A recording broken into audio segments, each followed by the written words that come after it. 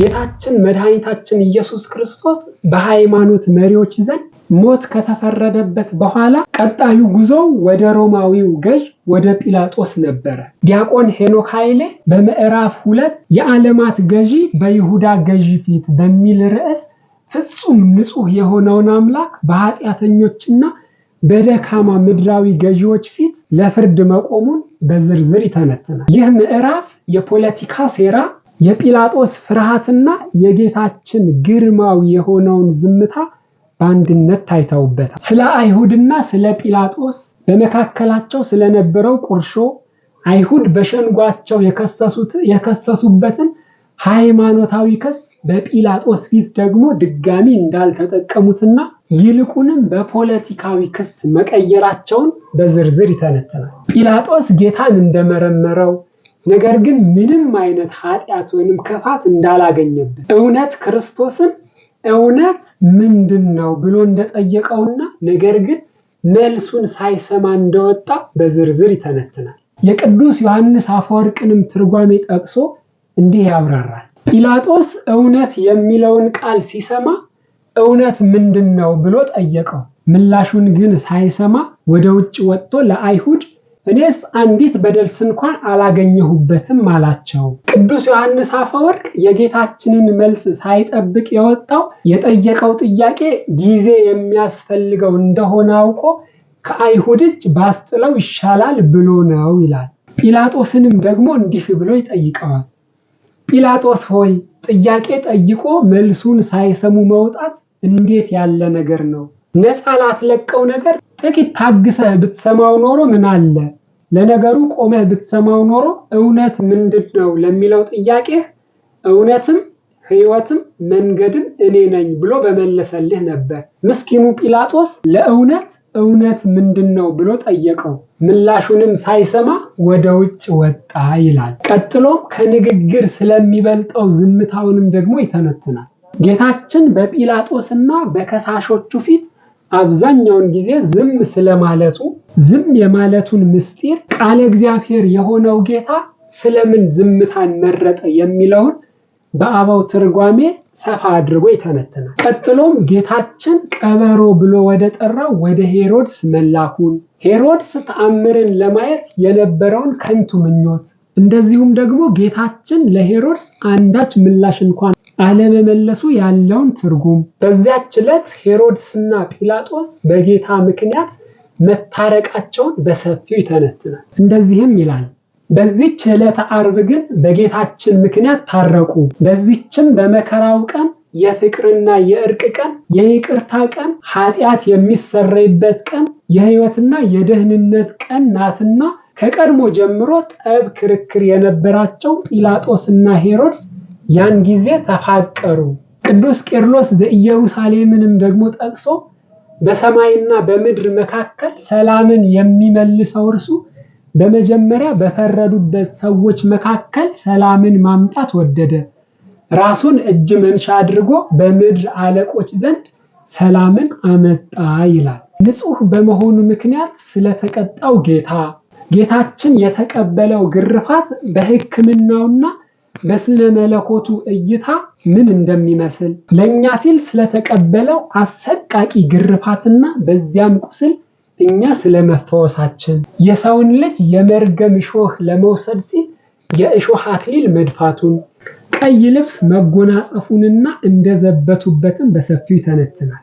እኛንም ደግሞ እንዲህ ሲል ይጠይቀናል። ወዳጄ ሆይ ሮማውያን ወታደሮች ጎንጉነው በጌታችን ራስ ላይ እሾህ እንዳቀዳጁት ባሰብህ ጊዜ እጅግ ማዘንህ አይቀርም።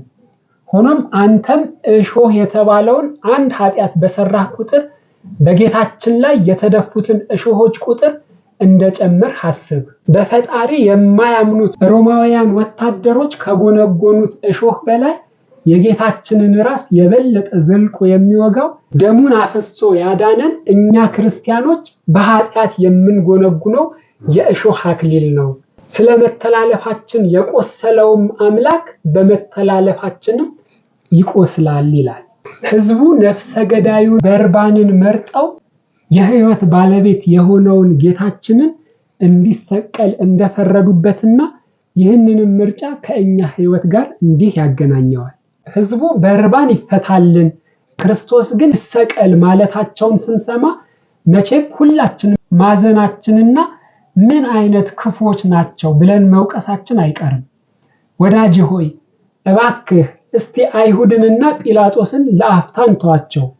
አንተ ብትሆን ኖሮ ከጌታና ከበርባን ማናቸውን ትፈታለህ? የእስክንድርያው ትምህርት ቤት መምህር የነበረው ሊቅ በስጋው ክፉ ነገርን የሚሰራ ሁሉ በርባንን ፈቶ ክርስቶስን አሰረው፣ መልካም ነገርን የሚያደርግ ደግሞ ክርስቶስን ፈቶ በርባንን አስሮታል ይላል። ወዳጄ ሆይ አንተ በሰውነትህ ላይ ፈተህ የለቀቅከው ማንን ነው? በርባንን ነው ወይንስ ጌታን ነው? በርባንን ፈተህ ከሆነ ዛሬውኑ በንስሐ ተመልሰህ ፈጣሪህን በሰውነትህ ውስጥ አክብረው። በርባንን የፈታሁት እኮ ወድጄ አይደለም ሁኔታዎች አስገድደውኝ ነው ብለህ እንደ ጲላጦስ ለራስህ ይቅርታ ማድረግና እጅህን መታጠብ አይበጅህም። ይልቅስ አሁኑኑ ጌታህን ፈተህ በርባን የተባለውን ኃጢአትን ስቀለው። ያን ጊዜ የክርስቶስ መሆንህ ይታወቃል። የኢየሱስ ክርስቶስ የሆኑቱ ስጋን ከክፉ መሻቱና ምኞቱ ጋር ሰቀሉት ተብሎ ተጽፏልና ይላል። የጲላጦስ ሚስት የላከችበትን የማስጠንቀቂያ ህልም፣ የህዝቡን ድንፋታ፣ የጲላጦስ አጣብቂኝ ውስጥ መግባት፣ ለልጆቻቸው ደም ስላወረሱት ወላጆችና ይህ እርግማን ሁሉንም እስራኤላውያን ይመለከታል የሚሉትን ጥያቄዎችና የመሳሰሉትን በአበው ትምህርት በሰፊው ያትታል። በአጠቃላይ በዚህ ምዕራፍ ጌታችን በምድራውያን ገዢዎች ፊት የተቀበለው መከራ እኛን ከዲያብሎስ ባርነት ነፃ ያወጣን ዘንድ እንደሆነ በሰፊው ያትታል። ጲላጦስ ፈርቶ፣ ሄሮድስ ተሳልቆ፣ ወታደሮቹ ገርፈውት ዘብተውበት ለሞት አሳልፈው ሰጡት። ጌታችን ግን ይህን ሁሉ የተቀበለው በፍቅርና በፈቃዱ ነው። በቀጣዩ ምዕራፍ ጌታችን መድኃኒታችን ኢየሱስ ክርስቶስ መስቀሉን ተሸክሞ ወደ ቀራንዮ የተጓዘበትንና በመስቀል ላይ የዋለበትን ምስጢር በሰፊው እንዳስሳለን። ጌታችንና መድኃኒታችን ኢየሱስ ክርስቶስ በጲላጦስ አደባባይ የሞት ፍርድ ከተፈረደበት በኋላ ረጅሙንና አሰቃቂውን የቀራንዮን ጉዞ ጀመረ። ዲያቆን ሄኖክ ኃይሌ በምዕራፍ 4 በደከመ ሰውነቱ እጅግ ከባድ የሆነ መስቀልን ተሸክሞ ወደ ቀራንዮ ያደረገውን ጉዞ በዝርዝር ይተርክልናል። ይህ ክፍል የሰው ልጅ ክፋትና የአምላክን ፍቅር ፊት ለፊት የተፋጠጡበት አደባባይ ነው። በምዕራፉ መጀመሪያ ስለ አብርሃምና ስለ ይስሐቅ፣ በሞሪያም ተራራ ስለተከናወኑ ኩነቶች፣ አብርሃም ስላያት ዕለት፣ አብርሃም ቀኔን ያይ ዘንድ ወደደ፣ አየ፣ ደስም አለው የሚለው ቃል ግን ጥያቄ ያስነሳል ብሎ ይህንን ሐሳብ በሰፊው ይተነትነዋል። ወደ መጨረሻውም እንዲህ ብሎ ያጠቃልለዋል። ቅዱስ ኤፍሬም ሶርያዊ አብርሃም ለያዘው ቢላም ሐዲስ ኪዳናዊ ትርጓሜ አግኝቶለታል። እንጨቱን ሳይ መስቀሉን ቀድሜ አውቃለሁ፣ የመሰዊያውን ተራራ ሳይ ጎልጎታን አውቃለሁ፣ ቢላውን ሳይ ደግሞ ክርስቶስ ጎኑን የተወጋበትን ጦር አያለሁ ይላል። አንድ ሰዓት የማይፈጀው ነገር ግን ጌታችን መድኃኒታችን ኢየሱስ ክርስቶስ በብዙ መከራና መንገላታት ለ3 ሰዓታት ስለተጓዘው የመከራ ጉዞ፣ የአሌክሳንድሮስና የሩፎስ አባት ስለተባለው ስለ ስምዖን ቀሬናዊ፣ እንዲሁም በመንገዱ ላይ ያለቅሱ ስለነበሩ ሴቶች በሰፊው ይተነትናል። እንደዚህም ይላል። የመድኃኔ ዓለም ክርስቶስን መከራና ሞት አስበን የምናለቅሰው በተቀበለው ስቃይ ምክንያት ያገኘነውን ድህነትና ክብር ከሞቱ በኋላ በድል አድራጊነት መነሳቱን ዘንግተነው አይደለም።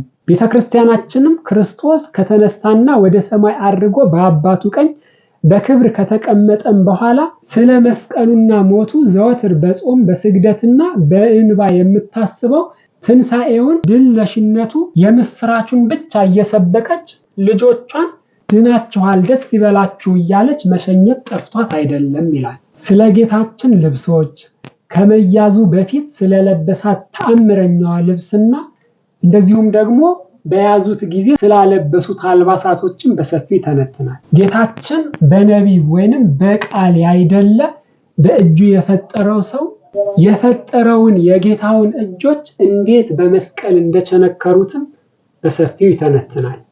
ጌታን ስላጠጡት መጻጻ፣ ስለ ችንካሮቹና ስለ ብዛታቸው፣ እንደዚሁም ደግሞ የቱ ጋር እንደተቸነከረ ይህንና የመሳሰሉትን በተለያዩ ትርጓሜዎች እያነጻጸረ ያብራራል። ዕፅ ይገድላል፣ ዕፅ ያድናል የሚለውንም ደግሞ ካብራራ በኋላ ለሚፈሩህ ምልክትን ሰጣቸው በሚል ርዕስ ደግሞ ይቀጥላል። ስለ ስቅላትም ደግሞ እንዲህ ብሎ ጽፏል። በመስቀል ላይ መሰቀል ማለት ከራስ ጠጉር እስከ እግር ጥፍር የሚደርስ ስቃይ፣ የቆዳ መቀደድ፣ ከፍተኛ ቁስል፣ በነፋስ ምክንያት የሚመጣ ጥዝጣዜ፣ በችንካር ምክንያት የሚመጣ የነርቭ ስቃይ፣ የሚያንገበግብ ትኩሳትና የውሃ ጥም፣ ጭንቅላትን የሚፈልጥ የራስ ምታት፣ ሞትን የሚያስመኝ አሰቃቂ ቆይታ ነው ይላል። ቀጥሎም ስለ መስቀሉና ስለ መስቀሎች ቅርጽ እንዲሁም ተያያዥ ጉዳዮችን በጥልቀት ይተነትናል። ጲላጦስ ብዙ ቃላትን ሳያባክን ስለጻፋት ባለ 3 ቋንቋዋ ወንጌልንም ደግሞ በሰፊው ይተነትናል። ፀሐይን ስላጨለመው ፀሐይን ደግሞ ሲተነትን እንደዚህ ይላል። ጌታችን በሮማውያን እጅ እርቃኑን በተሰቀለበት ዕለት ከቀኑ በ6 ሰዓት ላይ ታላቋ የእሳት ኳስ ብርሃናዊቷ ፀሐይ ድንገት ጨለመች፣ ጨረቃም ደም መሰለች፣ ከዋክብትም ረገፉ። በነቢዩ ሚክያስ ስሜን ለምትፈሩ ለእናንተ የጽድቅ ፀሐይ ትወጣላችኋለች፣ ፈውስም በከንፈሮቿ ውስጥ ይሆናል ተብሎ በትንቢት የተነገረለት እውነተኛው ፀሐይ ኢየሱስ ክርስቶስ በመስቀል ላይ እጆቹን እንደ ክንፍ በዘረጋ ጊዜ በእውነተኛው ፀሐይ ፊት ማብራት ያልተቻላት ፀሐይ በድንገት ጨለመች። ትንሽ ዝቅ ብሎም ማንነቱን ያልተረዱ አይሁድ እርቃኑን ስቀለው እያሉ ሊዘብቱበት ሲቆሙ፣ ፍጥረታቱ ግን አምላካቸው ተሰቅሎ አይተው መቋቋም ተሳናቸው። ስለ ጌታችን ስቃይ ምድርን በሐዘን አጨለሟት። ስለ ጌታችን ደም መፍሰስ ጨረቃ ደም መሰለች። ሰዎች በፈጣሪ ፊት ስላሳዩት ድፍረት የሰዎች መገኛ የሆነችው ምድር ተንቀጠቀጠች። ሰውነቱ በግርፋት መሰንጠቁን አይተው ዓለታት ተሰነጠቁ ይላል። አይሁድ እንደ ካም ሲዘብቱበት፣ ፀሐይ ጨረቃና ከዋክብት ግን እንደ ሴምና እንደ ያፌት እርቃኑን እንደሸፈኑለትና ስለነዚህ ስለ 3ቱ ብርሃናት እንደዚሁም ደግሞ ከዲዮናስዮስም ጋር አገናኝቶ በሰፊው ይተነትናል። አስደናቂዋ ፀሐይ ለዲዮናስዮስ ጨልማ አበራችለት ደግሞ ይላል። በአጠቃላይ ምዕራፍ 4 ጌታችን መድኃኒታችን ኢየሱስ ክርስቶስ ወደ ቀራንዮ የተጓዘው እኛን ከኃጢአት አዘቅት ለማውጣት እንደሆነና በመንገድ ላይ እንደዚሁም ደግሞ በመስቀሉ ላይ የተቀበላቸውን ስላቆችና ማንጓጠጦች ሁሉ የእኛን ክብር ለመመለስ እንደሆነ በሰፊው ይተነትናል። በቀጣዩ ምዕራፍ ጌታችን መድኃኒታችን ኢየሱስ ክርስቶስ በመስቀል ላይ ሳለ ስለተከሰቱ ሌሎች ክስተቶችና ስለተናገራቸው ስለ ታላቆቹ 7ቱ የመስቀሉ ቃላት በሰፊው እንተነትናለን። አሁን በቀራንዮ ኮረብታ ጫፍ ላይ ነን። ጌታችን በመስቀል ላይ ተሰቅሏል። መስቀል ለሮማውያን የውርደትና የሞት መሳሪያ ቢሆንም ለጌታችን ግን ዓለምን ያዳነበት ታላቁ መንበር ነው። ጸሐፊው ምዕራፉን የመጨረሻዎቹ የጌታችን ስብከቶች በሚል ሰይሞታል። በምዕራፉ መጀመሪያ ላይ ስለ መንገድ አላፊዎች እጅግ አስደናቂ የሆነ ትንታኔንም ይሰጣል። ስምዖን ቀሬናዊ ድንገት መስቀሉን ተሸክሞ በረከትን ሲያገኝ፣ መንገድ አላፊዎች ግን በማያውቁት ነገር ገብተው ጌታችንን ስድብ አሸክመው መርገምን እንደተሸከሙ ይተነትንና ወደ መስቀሉ ቃላት ይገባል። እነዚህንም የመስቀሉ ቃላትን የማይቀሩትና እጅግ ወሳኝ የሆኑ ብሎ ይጠቅሳቸዋል። ከነዚህም ያስቀደመው ለጠላቶቹ ያለውን ፍቅር የገለጸበትን ነው።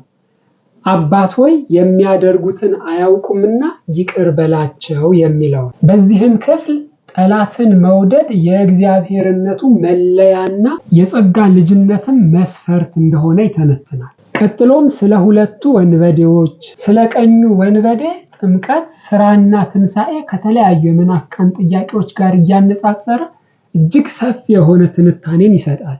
ከዚህ በኋላ ያለውን እናንተ በዝርዝር ተመልከቱት። መጽሐፉንም ስናነብ በየምዕራፉ በሚከሰቱት ክስተቶች ውስጥ ራሳችንን ማየት ራሳችንን መፈለጋችንንም እንዳንዘነጋ። በመጨረሻም ይህን መጽሐፍ ምን ብለህ ትፈርጀዋለህ ካላችሁ ድንቅ ስራ ብዬ ፈርጀዋለሁ።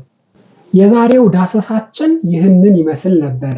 መልካም ዕውቀትን እንደምታገኙበት አልጠራጠርም። ዳሰሳውን ከወደዳችሁት ላይክ ማድረጋችሁን እንዳትረሱ። ቻናላችንንም ሰብስክራይብ በማድረግ ቤተሰብ እንድትሆኑ በእግዚአብሔር ስም እጠይቃችኋለሁ። ሰላም እግዚአብሔር ከሁላችን ጋር ይሁን።